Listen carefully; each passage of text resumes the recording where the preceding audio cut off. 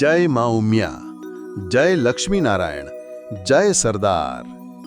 શ્રી અખિલ ભારતીય કચ્છ કડવા પાટીદાર યુવા સંઘ નર્મદા કાઉન્સિલ સરદાર પટેલ રિજિયનની રજત જયંતિના અવસરે આપ સૌનું હાર્દિક સ્વાગત છે.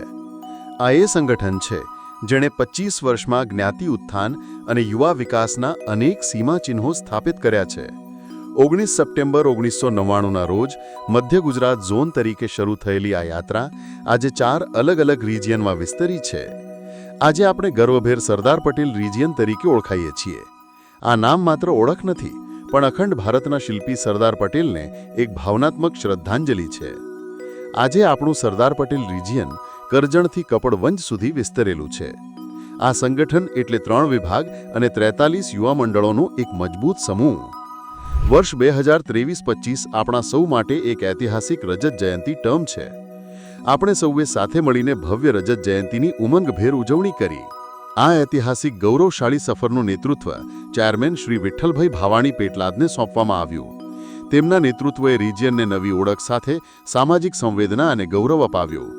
તેમની સાથે આઈપીસી શ્રી જગદીશભાઈ લીંબાણી, અટલા દરાક ગોત્રી, મિશન ચેરમેન શ્રી જીતેન્દ્રભાઈ પોકાર કઠલાલ અને ચીફ સેક્રેટરી શ્રી બિજોયભાઈ ભાવાણી પેટલાદ, જેણે સમુદાયના ઉત્કર્ષ માટે નિરંતર પ્રયાસો કર્યા છે.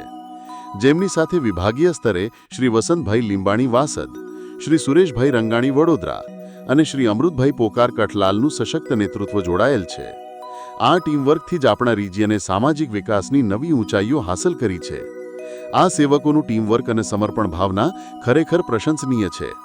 આપણને ગૌરવ છે કે આપણને એવું નેતૃત્વ મળ્યું જેણે પદથી નહીં પણ પ્રેમ અને પ્રેરણાથી સૌને સાથે જોડ્યા. આપણા સંગઠનના મૂળ મંત્ર જ્ઞાનશીલ અને એકતાને કેન્દ્રમાં રાખીને અનેરા ઉત્સાહ, ચૈતન્ય અને સ્ફૂર્તિ સાથે આ ઐતિહાસિક કાર્યકાળમાં સામાજિક એકતા અને જ્ઞાતિ ઉત્થાન માટે થયેલા પ્રેરણાદાયક કાર્યો પર ચાલો એક નજર કરીએ.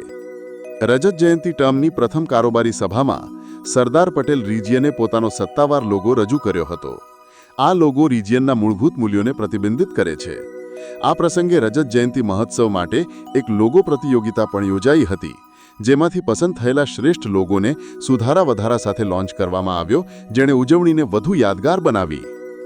વડીલો માટે દીપ સંધ્યા, એક શામ જીવન સાથી કે નામ કાર્યક્રમ તારીખ 15, 16, 17 સપ્ટેમ્બર 2023ના રોજ કેવડિયા કોલોની ખાતે આયોજિત કરવામાં આવ્યો, જેમાં કુલ 68 યુગલોએ ભાગ લીધો હતો.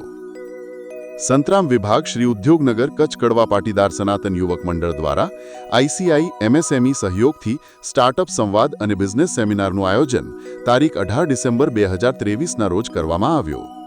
આ બિઝનેસ સેમિનારમાં 200થી પણ વધુ ઉદ્યોગ સાહસિકોએ ભાગ લઈ માર્ગદર્શન મેળવ્યું. દાંડિયા કાર્નિવલનું આયોજન તારીખ 27 ઓક્ટોબર 2023ના રોજ સંતરામ વિભાગમાં, 28 ઓક્ટોબર 2023ના રોજ વડોદરા વિભાગમાં અને 29 ઓક્ટોબર 2023ના રોજ ચરોતર વિભાગમાં કરવામાં આવ્યું. આ દાંડિયા કાર્નિવલ માત્ર એક મનોરંજનનો કાર્યક્રમ નહોતો, પરંતુ તે સમાજને એક તાંતણે બાંધવાનું એક સુંદર માધ્યમ બન્યો. સંતરામ વિભાગ દ્વારા 14 ડિસેમ્બર 2023થી 6 જાન્યુઆરી 2024 દરમિયાન દક્ષિણ ભારતમાં એક અદ્ભુત વડીલ સ્નેહ યાત્રાનું આયોજન કરવામાં આવ્યું હતું.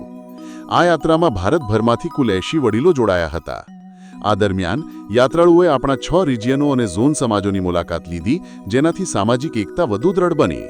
વિદ્યારત્ન તેમજ વિશિષ્ટ વ્યક્તિ પ્રતિભા સન્માન સમારોહ અને શૈક્ષણિક સેમિનાર તારીખ 11 ફેબ્રુઆરી 2024ના રોજ સરદાર પટેલ મેમોરિયલ હોલ, કરમસદ ખાતે યોજાયો, જેમાં કુલ 109 પ્રતિભાઓનું સન્માન કરવામાં આવ્યું હતું. આ પ્રસંગે મોટિવેશનલ સ્પીકર દેવરાજભાઈ ચૌધરીએ ઉપસ્થિત વિદ્યાર્થીઓને પ્રેરણાદાયક માર્ગદર્શન પૂરું પાડ્યું હતું. આ કાર્યક્રમમાં રામ હૃદય કિટનું ભવ્ય લોન્ચિંગ કરવામાં આવ્યું, જેમાં સમગ્ર રિજિયનમાં કુલ 5500 કિટનું વિતરણ કરવામાં આવ્યું હતું. રજત કાર્યશાળા તારીખ 10 માર્ચ 2024ના રોજ ઉદ્યોગનગર સમાજવાડી નડિયાદ ખાતે યોજાઈ, જેણે કાર્યકર્તાઓને વધુ સશક્ત બનાવ્યા. આ કાર્યશાળામાં મુખ્યત્વે ટર્મ 2023-25ના લક્ષ્યાંકો, ટીમવર્ક, સહયોગ, સંકલન તેમજ પરસ્પર સમર્થનના મહત્વ પર વિશેષ ભાર મૂકવામાં આવ્યો હતો.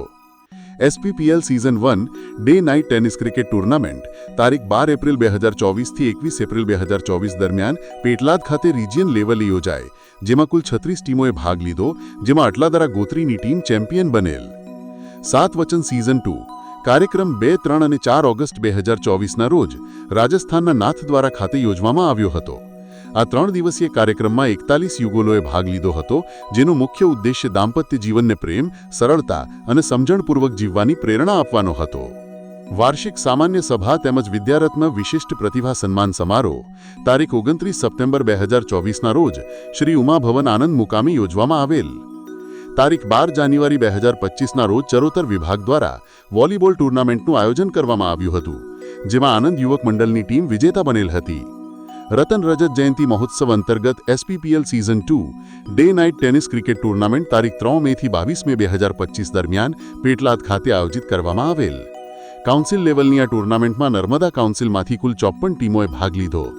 આ ટુર્નામેન્ટની રોમાંચક ફાઇનલ મેચ પેટલાદ વોરિયર્સ અને સેટેલાઇટ યુવક મંડળની આર્કિટોન સ્ટ્રાઇકર્સ વચ્ચે રમાઈ હતી, જેમાં સેટેલાઇટની આર્કિટોન સ્ટ્રાઇકર્સ ટીમે વિજય મેળવી ચેમ્પિયનનો ખિતાબ જીત્યો. રતન રજત જયંતિ મહોત્સવ અંતર્ગત વડોદરા વિભાગ દ્વારા 7 અને 8 જૂન 2025ના રોજ યુવા રમત મહોત્સવનું આયોજન કરવામાં આવ્યું હતું.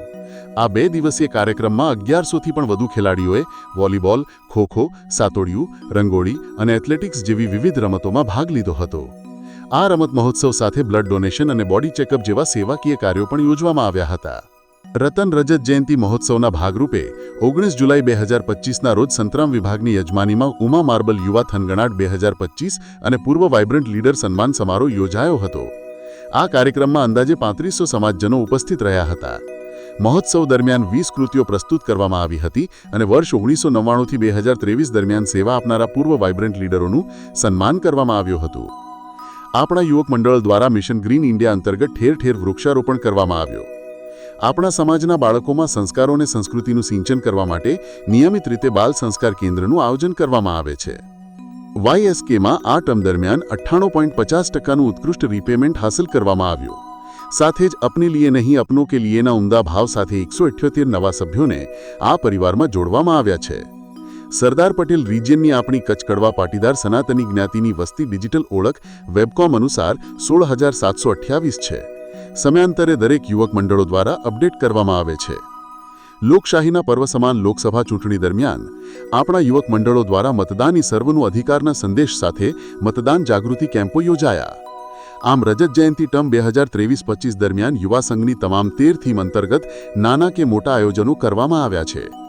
ઝોન સમાજના વડીલોના આશીર્વાદ, પૂર્વ લીડરો તેમજ મહિલા સંઘના સહકાર અને રિજિયનમાં સમાવિષ્ટ 43 યુવક મંડળોનો અથાગ પ્રયાસ આ તમામ સિદ્ધિઓ માટે પ્રેરણારૂપ બન્યા છે.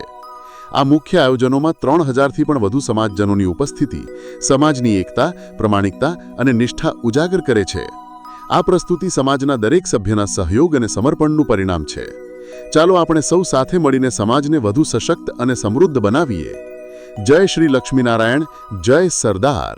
આપ સૌનો ખૂબ ખૂબ આભાર.